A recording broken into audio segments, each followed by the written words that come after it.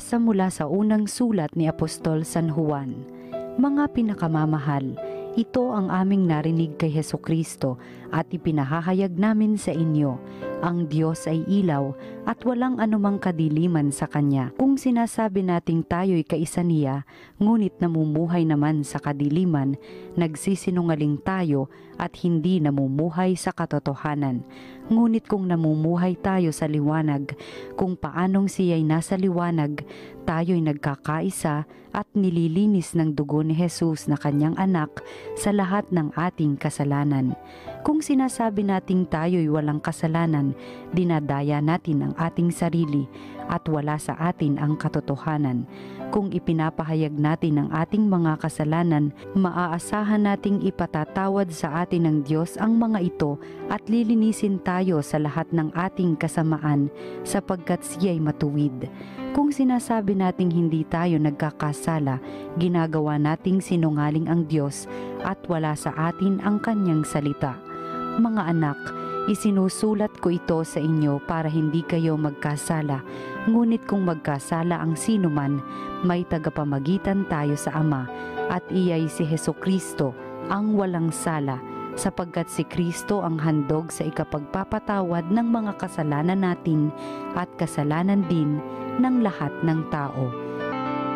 Ang salita ng Diyos.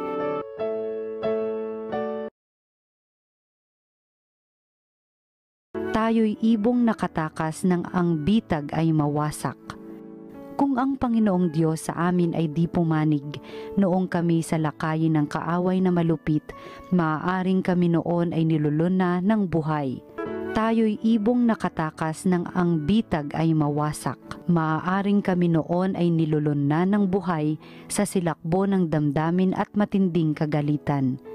Maaaring kami nooy natangay na niyong agos na anod sa karagat at tuloy-tuloy na nalunod.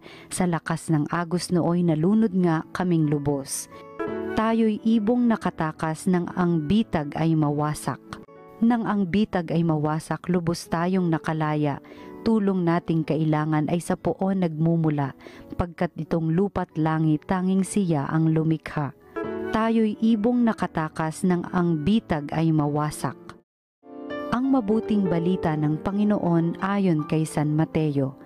Pagkaalis ng mga pantas, napakita kay Jose sa panaginip ang isang anghel ng Panginoon. Sinabi sa kanya, "Magbangon ka, dalhin mo agad sa Ehipto ang mag-ina at huwag kayong aalis doon hanggat hindi ko sinasabi sa iyo, sapagkat hahanapin ni Herodes ang sanggol upang patayin." Kaya dali-daling bumangon si Jose at nang gabing iyo'y dinala sa Ehipto ang mag-ina. Doon sila tumira hanggang sa mamatay si Herodes. Nangyari ito upang matupad ang sinabi ng Panginoon sa pamamagitan ng propeta, "Tinawag ko ang aking anak mula sa Ehipto." Galit na galit si Herodes nang malamang siya'y napaglalangan ng mga pantas, kaya't ipinapatay niya ang mga batang lalaki sa Bethlehem at mga palibot na pook. Lahat ng may gulang na 2 taon pababa, alinsunod sa panahon ng paglitaw ng tala na natiyak niya sa mga pantas. Sa gayoy natupad ang sinabi ni Propeta Jeremias, "Narinig sa Rama ang malakas na panaghoy. Tinatangisan ni Raquel ang kanyang mga anak, hindi siya maaliw sa tindi ng kalungkutan dahil sa pagkamatay nila." Ang mabuting balita ng Panginoon. Pinupuri ka namin, Panginoong Hesukristo.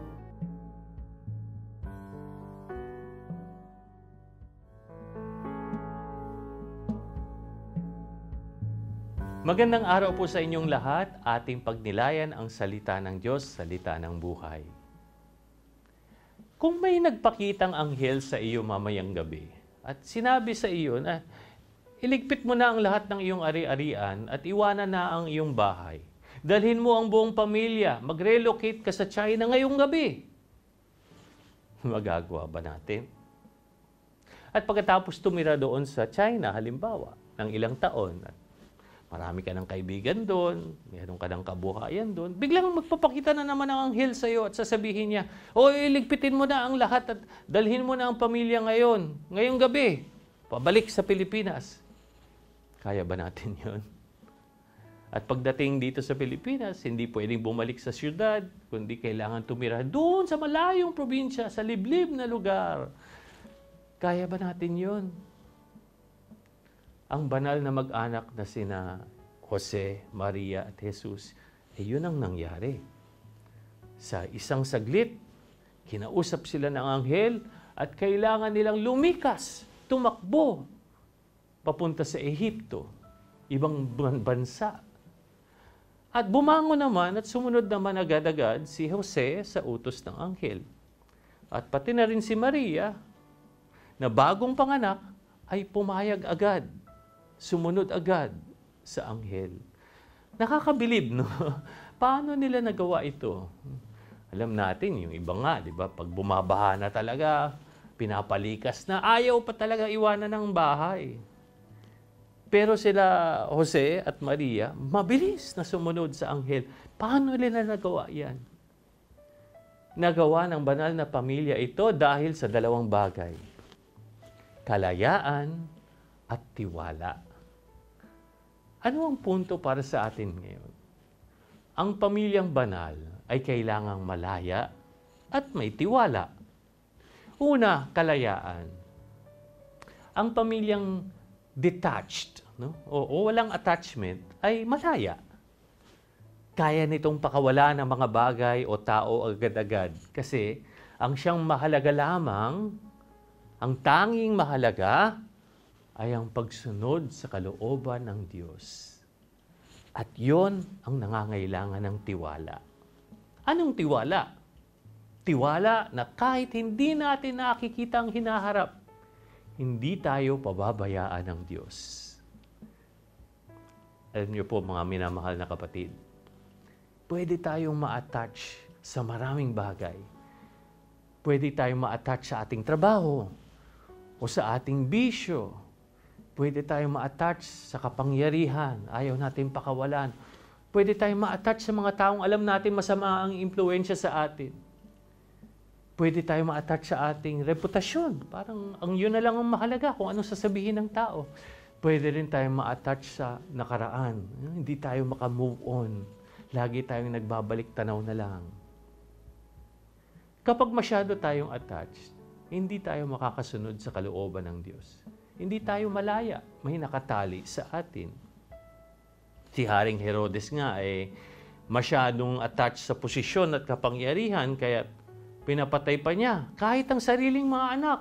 Nung feeling niya gusto nilang agawin ang kanyang posisyon. Naalala ko yung aking kaibigan, no? Nagtatrabaho na siya sa Wall Street sa New York. Napakalaki na ng kanyang sahod. Mataas na ang kanyang katungkulan. Pero kahit na very successful na siya sa kanyang career, ay bumalik pa rin siya sa Pilipinas. Bakit? Ang dahilan, nabatid niya na bilang isang Kristiyanong ama, may responsibilidad siyang siguraduhin na ang kanyang pamilya at mga anak ay lumaking may takot sa Diyos at may pagmamahal sa Diyos. At mahirap mangyari yun sa Amerika. Kaya siya ay nagbalik sa Pilipinas. No? Nakayanan niyang sumunod sa kalooban ng Diyos dahil hindi siya attached sa kanyang trabaho at sweldo. Siya ay malaya.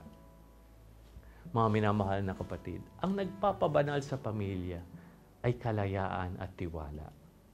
Para sa pamilyang banal, lahat ng desisyon ng pamilya ay hindi naaayon sa kagustuhan ng mga miyembro ng pamilya, bagkus nakabatay ito sa kagustuhan ng Diyos. Lahat ay nagkakaisa sapagkat tinatanong ng lahat, ano ba ang kalooban ng Diyos para sa atin? At yun ang kanilang sinusunod. Kaya magandang tanungin natin sa ating sarili, may mga attachment ba ako na pumipigil sa aking tuparin ang kalooban ng Diyos? At kung oo, manalangin tayo na magkaroon pa ng tiwala. Naway magkaroon tayo ng pananalig na kapag ginawa natin ang kalooban ng Diyos, hindi niya tayo iiwan o pababayaan.